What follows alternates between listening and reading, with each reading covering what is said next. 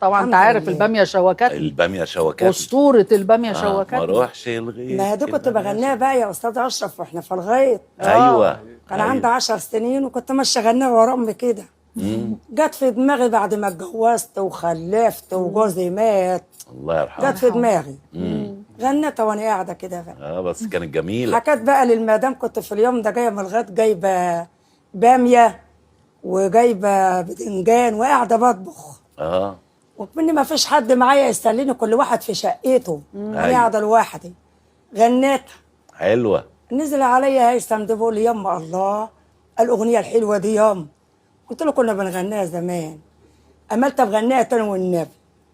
غنيتها له تاني وانا قاعده قدام الشغله برضه بطبخ.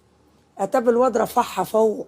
ايوه وانا ما اعرفش والله ولا بعرف وانا ما اعرفش حاجه. لا بس ما شاء الله يعني عملت حاجه سيمفونيه طبعا. انطلقت. لو جاي بيقول لي افرحي ياما بقول له ايه؟ قال لي ده انت جالك ترنج. قلت له ترنج؟